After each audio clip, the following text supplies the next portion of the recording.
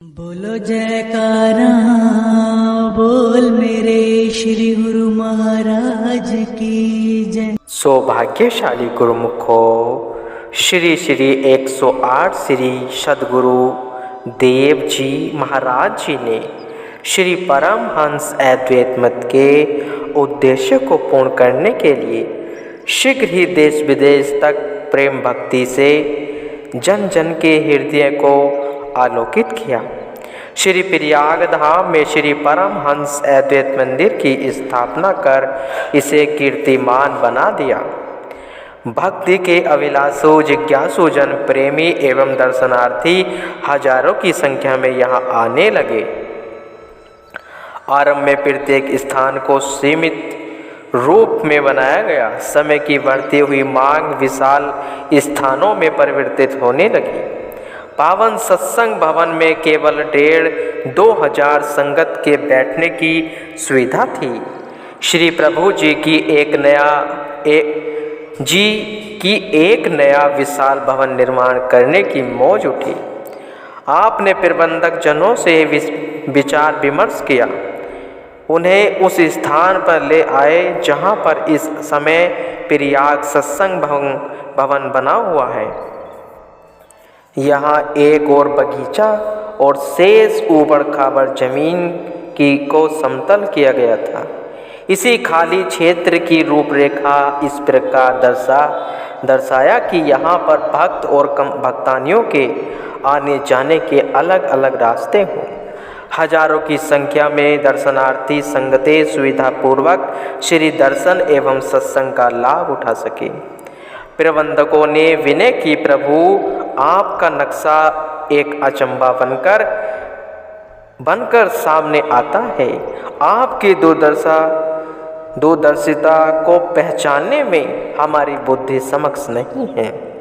आपने मुस्कुराते हुए उत्तर दिया, सबकी सहमति और सहयोग से ही परमार्थिक के सब कार्य उन्नति की ओर अग्रसर हैं। श्री सद्गुरु देवदाता दीनदयाल जी ने इंजीनियरों से इसका नक्शा तैयार करवाकर निज कर कमलों से इसके नींव का उद्घाटन किया। श्री वचन हुए, सौभाग्यशाली गुरुमुखों, श्री परमहंस दयाल जी की श्री मौज अनुसार यह पथरीली जमीन जिस पर भवन बनाना सरल नहीं, इस पर परमार्थ का यह सत्संग भवन बनकर सृष्टि में आध्यात्मिक आनंद सुख शांति का मेह बरसाएगा। युग युगांतरों से बिछड़ी हुई आत्मा का परमात्मा से मिलन होगा। सांसारिक मायावी चकाचौंध में लिप्त आकुल व्याकुल एवं संतृप्त हृदयों के नाम एवं सत्संग का अमृत पीकर प्यास बुझाएगी। रामायण में वर्णन भी आया है, कली युग केवल हरि गुण गावत नर पावे भव ताहा। सतयुग द्वापर त्रेता युग में योग यज्ञ तप की कठिन साधना में लीन ऋषि मुनि तपस्या के लिए अंतर ज्योति की झलक पाना अति दुष्कर था। कलयुग को एक महान वरदान मिला कि जो जीव कालिदास में सद्गुरु की शरण में आकर नाम की प्राप्ति कर इसमें सुरती को लगाता है अर्थात भजन सुमरण करता है और तो वह अनायास ही भव से पार हो जाता है। महापुरुषों द्वारा बनाए गए 5 स्वर्ण नियम श्री आरती पूजा सेवा सत्संग सुमरण और ध्यान दर्शन ध्यान भक्ति को पाने के साधन है। प्रत्येक नियम में शक्तिशाली संजीवनी रस भरा है। आत्म उन्नति का एक से एक बढ़कर दिव्य ज्योति का प्रदाता है। यहाँ एक नियम को बिना किसी कठिन तपस्या से पूर्ण करके महान लाभ को प्राप्त किया जा सकता है। वहाँ 5 नियम का पालन करने पर कितनी जल्दी मानव जन्म के उद्देश्य की सफलता प्राप्त हो सकती है। प्रत्येक गुरुमुख प्रेमी स्वयं ही अंतरात्मा की प्रफुल्लता से इसको अनुभव करता है। शरणागत गुरुमुख प्रेमी प्रेमियों तथा बाहर से आई हुई संगत के तन मन में श्री वचन श्रवण करते ही इन नियमों को पालन करने का दृढ़ संकल्प अंतर ही गहराइयों में समा गया। सौभाग्यशाली गुरुमुखों के संबोधन के श्री वचन कानों में अमृत रस उड़ेल रहे थे। सचमुच ही श्री आनंदपुरवासी भगवान हम जीवों पर असीम कृपा दृष्टि करते हुए दुर्धाम से उतरकर धराधाम पर आए हैं। आज श्री प्रयाग धाम की पुण्य धरा सत्संग के विशाल गौरव को पाकर कृतार्थ हो रही है। आपने पुनः फरमाया कि इस कार्य को शीघ्र अतिशीघ्र पूर्ण करना होगा। निर्धारित क्षेत्र के आधे भाग में सुख सुविधा को दृष्टिगोचर रखते हुए दीवारें वह कोलम खड़े कर ऊपर टीन की छत डाल दें। सेवक श्री आरती सिरोधार्य कर तन प्राण से सेवा में जुट गए। आप भी प्रातः समय श्री आरती पूजा के पश्चात सेवा पर कृपा फरमाते। उस समय सेवक जन सब मिलकर 1 घंटा विशेष सेवा में सम्मिलित होते। श्री दर्शन पाकर सभी नव उत्साह से सेवा करते। श्री प्रभु जी की मधुर लीलाओं से मन में माधुर्य भरते। ऐसी सुहावनी बेला में प्रेम विभोर हो सभी आनंद मग्न हो जाते। जब आप श्री प्रयाग धाम में विराजमान होते तो निर्माण कार्य बहुत तीव्र गति से चलता। जब श्री आनंदपुर की ओर प्रस्थान करते तो महात्मा धर्म नित्यानंद जी और महात्मा परम रोशानंद जी की देख रेख में यह कार्य चलता ही रहता। आप सम्मुख विराजमान होकर कितनी बार श्री दर्शन देते हैं। श्री वचनों से साते सेवकों का उत्साह बढ़ाते हैं। उसका पूर्ण विवरण नहीं लिखा जा सकता। इसे केवल बालू के एक कण के समान प्रकट किया गया है। इस प्रकार इसकी रूप रेखा के अनुसार यह कुछ समय में बनकर तैयार हो गया। इसका नक्शा देखते ही बनता था। ऐसा लगता था मानो भवसागर से पार उतरने का यह कितना बड़ा पोत है, जिसमें जितने भी जीव सवार हो जाएं, सबके सब बह के तट पर पहुंच जाएंगे। अतः यह सत्संग का अद्भुत विमान नाम सुमरण और ध्यान का एक महान स्थान बन गया है। इस स्थान की भूमि ने रसिकंद प्रभु परमात्मा श्री परमहंस दाता दीनदयाल जी को आसीन कर मानो नवजीवन पा लिया। श्री सद्गुरु देवदाता दीनदयाल जी ने कुछ वर्ष पश्चात पुनः इस सत्संग भवन को विशाल बनाने के लिए पास बने क्षेत्र आवास तथा बगीचे को हटाकर इस जमीन को भी इसमें मिला दिया। चाहे जितना भी सब स्थानों को बढ़ाया जा रहा था, कुछ समय पश्चात सब छोटे होते जा रहे थे, कारण कि परमार्थ का दिव्य सत्संग शीघ्रता अतिशीघ्रता जनमानस को आलोकित किए जा रहा था। महाप्रभु जी की पारदर्शिता और उदारता विश्व स्तर पर अलौकिक वरदायनीय अनुकंपा का सत्कार कर रही थी। अब आपकी इसे पक्के भवन के रूप में परिवर्तन करने और अन्य सुख सुविधाओं से पूर्ण बनाने की मौज उठी। आपने फरमाया, हम कितना ही इस क्षेत्र को बढ़ाते चले जाएं, लेकिन समय पाकर यह अति विशाल स्थान भी कम पड़ते जाएंगे। देश विदेश वह विश्व के कोने कोने में श्री परमहंस अद्वैत मंदिर की धर्म पताका लहरा रही है। जिज्ञासु गुरुमुख आत्माएं यहाँ आकर रूहानी लाभ उठाने को आतुर हैं। इस दरबार की महिमा सर्वतः फैल चुकी है। श्री परमहंस दयाल जी की शक्ति से भक्ति के अभिलाषी गुरुमुख प्रेमियों को रूहानी खुशी पाकर सर्दी गर्मी तुच्छ प्रतीत होंगी। सेवक जन इन वचनों को श्रवण कर आनंद विभोर हो उठे। महाप्रभु जी निर्माण कार्य के साथ साथ परमार्थ के कार्य को भी आगे से आगे बढ़ा रहे थे। पर्वों पर श्री आनंदपुर में ब्रजपान होते और समय समय पर श्री संत नगर, विवेक धाम, अमर धाम आदि स्थानों को कृतार्थ करने के साथ विदेशों में भी कृपा फरमाते। श्री सद्गुरुदेव जी महाराज जी ने विदेश यात्रा के मध्य कुछ परिवारों को नाम दीक्षा दी और उन्हें सेवा भक्ति के स्वरूप को देखने के लिए श्री आनंदपुर और श्री प्रयाग धाम आने का निमंत्रण दिया। श्री प्रयाग धाम में जब श्री हुजूरी में इस सत्संग भवन का कार्य चल रहा था, उन्हीं दिनों टोरंटो, शिकागो, न्यूयॉर्क से कुछ भक्तजन सपरिवार श्री दर्शन के लिए श्री चरणों में पहुँचे। उन्होंने यहाँ पर गुरुमुखों को सेवा करते हुए देखा और श्री प्रभु जी भी वहाँ पर विराजमान थे। महाप्रभु जी की जैसे उन पर दृष्टि पड़ी तो एक भक्त जी को उन्हें अतिथि गृह में ले जाकर जलपान करवाने के लिए आदेश दिया और उनमें से 2 भक्तों ने विनय की, प्रभु हमने तो संसार में यही सुना है कि श्री आनंदपुर में गुरुमुखों का स्वागत सेवा की दात देकर किया जाता है। हमें भी इस सेवा में सम्मिलित होने का सौभाग्य प्रदान करें। आप उन भक्तों की मनोदशा को निहारते हुए मंद मंद मुस्कुराने लगे। वे सभी भक्त भक्तानियाँ सेवा में सम्मिलित होकर मिक्सचर में बने हुए सीमेंट के मसाले से भरे हुए तसले मिस्त्रियों के पास पहुंचाने लगे। उनके कपड़ों पर भी वह मसाला गिरने लगा। उनके साथ आए हुए बच्चों के दिल में भी सेवा करने की उमंग उठी और वे खाली तसले उठा कर मिक्सर मशीन के पास रखने लगे।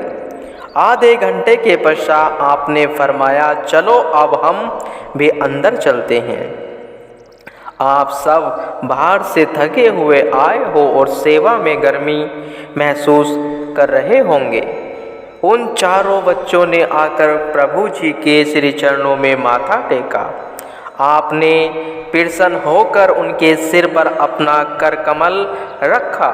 उन्होंने इंग्लिश भाषा में विनय की, स्वामी जी इस सेवा में तो बहुत मज़ा आ रहा है। हमें तो मम्मी डैडी भी भूल गए हैं। आपका परम पावन आशीर्वाद पाकर हमें अपने हृदय में यह महसूस हो रहा है कि आप ही हमारे सच्चे माता पिता हो। श्री वचन हुए वाणी में कहा है, सद्गुरु की सेवा चाकरी सुखी हूँ सुख सारू, ऐथे मिलने बढ़िया दरगाह मोक दुहारू। सत्पुरुषों की निष्काम भावना से की गई हुई सेवा ये सब सुखों का मूल है।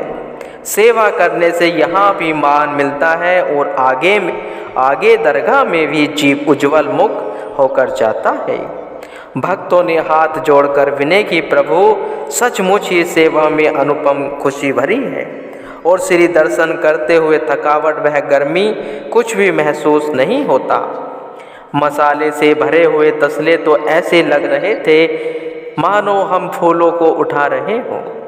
भक्ति और शक्ति आपके श्री दर्शन सेवा में भरी हुई है।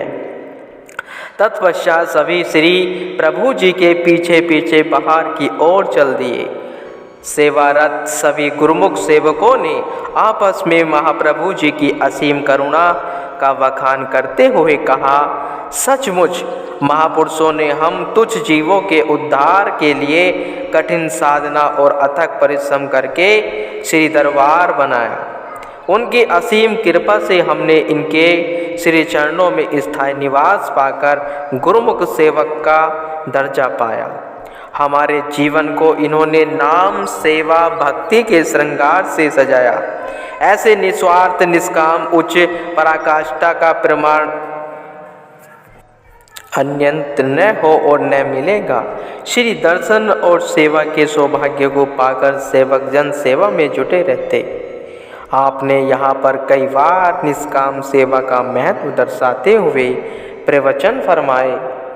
कई बार दिव्य लीलाओं से तो पुरातन इतिहास में वर्णित सेवकों के साक्षात प्रमाण दर्शाए और कई बार रहस्यमय वचन फरमाकर परमात्मा के साकार और निराकार रूप के दर्शन करवाए। लगभग 2 वर्ष पश्चात पूर्ण रूप से यह बनकर तैयार हो गया। आपकी असीम कृपा से गुरुमुखों की सेवा रंग लाई। खुले बरामदों और गैलरियों सहित जब यह भवन बनकर तैयार हो गया तो इसके शुभ मुहूर्त की शुभ बेला भी आ गई। दिनांक 1 जनवरी सन 1993 के पावन दिवस प्रातः लगभग 10:30 बजे श्री सद्गुरु दाता दयाल जी पुष्प लड़ियों एवं मुक्ता मणियों से सजाए गए अति मनोहर एवं दिव्य सिंहासन पर आकर विराजमान हुए तो गुरुमुख प्रेमियों ने जयकारों की उच्च ध्वनि से धरती अंबर को गुंजयमान कर दिया। आपने सबको संबोधित करते हुए आपने पावन वचनों में फरमाया, महापुरुष की जो रचना होती है वह सब जीवों के कल्याण के लिए होती है। महापुरुषों का यह उद्देश्य होता है कि जो भी जीव उनके संपर्क में आते हैं उनको परमार्थ और भक्ति का अधिक से अधिक लाभ हो। वे भक्ति की कमाई करके अपने जीवन को सफल बना लें। इसी बात को ध्यान में रखते हुए महापुरुष जगह जगह पर श्री परमहंस अद्वैत मंदिर व सत्संग आश्रमों का निर्माण करवाते हैं ताकि ज़्यादा से ज़्यादा गुरुमुख आकर भक्ति व परमार्थ का लाभ उठा सके एवं सदैव खुशी से भरपूर रहें। महापुरुषों की यही मौज होती है। यह तो इस सत्संग भवन का विशाल रूप में निर्माण हुआ है जिसका आज मुहूर्त हो रहा है। उसके लिए सभी गुरुमुखों को बहुत बहुत बधाई हो। जो गुरुमुख होते हैं वे भी इसी तलाश में रहते हैं कि कहीं ऐसा सत समागम मिले, भक्ति की दात मिले जिससे इस मनुष्य जन्म को सफल बना ले। यह अरस परस का मेल है। गुरुमुख जन जो संसार में रहते हैं उनका सत्पुरुषों से मेल होता है। यह मेल जीव के कल्याण के लिए लाभदायक होता है। इंसान यह विचार करे कि दुनिया के जो काम है, दुनिया की जो खुशी है वह आर्जी है, अस्थायी है। यह सुख हमेशा नहीं रहता, नहीं यह साथ जाता है। सद्गुरु के शब्द की कमाई करके जो सुख मिलता है, सच्ची खुशी मिलती है, वही गुरुमुखों के साथ जाती है। महापुरुष यही चाहते हैं कि जो जीव उनके संपर्क में आए हैं वे इस खुशी से वंचित न रह जाएं, भक्ति के धन से भरपूर होकर अधिक लाभ उठाएं। जब मालिक की दरगाह में जाए तो खुशी खुशी जाएं। गुरुमुखों को आज यह जो रूहानी खुशी मिल रही है आगे परलोक में भी यह खुशी मिलेगी। संत दुलंदास जी संसार में रहने की युक्ति का भेद बतलाते हुए अपनी सरल भाषा में वर्णन करते हैं। जग रहो जगते अलग रहो, जोग जोगति की रीति, दुल्हन हृदय नाम ते लाही रहो दृढ़ प्रीति। फरमाते हैं कि भले ही दुनिया में रहो परंतु दुनिया में आसक्त न होना चाहिए। दुनिया से न्यारे होकर रहना है। मालिक के नाम से लीव लगाने से काल और माया के समस्त बंधन सहज में ही कट जाएंगे। इसलिए प्रभु नाम में दृढ़ प्रीति जोड़ो और हृदय में उनके नाम को बसाओ जो सर्व सुखदाता है। गुरुमुखों, इस दुनिया में रहना और इस दुनिया के काम भी करने हैं, मगर दुनियावी बंधनों में फंसना नहीं और न ही यहाँ दिल लगाना है। सत्पुरुष के शब्द से दिल लगाते हुए अपने जीवन को सफल बनाना। इसलिए गुरुमुख जन अपने भक्त की कदर करते हैं। भक्ति के नियमों का पालन करके अपना लोक भी सुखी बनाते हैं और परलोक भी सुहेला बना लेते हैं और मनुष्य जन्म का पूरा लाभ प्राप्त करते हैं। पावन श्री दर्शन और प्रवचनों की दात को पाकर प्रेमियों के हर्ष का कोई पारावार न रहा। श्री मुख से इसका शुभ नाम प्रयाग सत्संग भवन रखा। हजारों की संख्या में दर्शनार्थी प्रयाग सत्संग भवन में बैठकर श्री दर्शन एवं सत्संग का लाभ प्राप्त करते हैं। महाप्रभु जी ने श्री प्रयाग धाम के आदि से लेकर वर्तमान समय तक संक्षिप्त इतिहास चित्रित करवाकर इस हॉल की गैलरी में लगवाया, ताकि दर्शनार्थी जिज्ञासु जन एवं गुरुमुख इन चित्रों के माध्यम से संपूर्ण जानकारी प्राप्त कर सके। इस प्रकार प्रयाग सत्संग भवन मानसिक सुख पाने का महान साधन बन जाता है। आगामी पीढ़ियां पुरातन साहित्य को जानकर गुरु भक्ति पथ पर अग्रसर होने की प्रेरणा से प्रेरित होकर लाभान्वित होते रहते हैं। गुरुमुखो।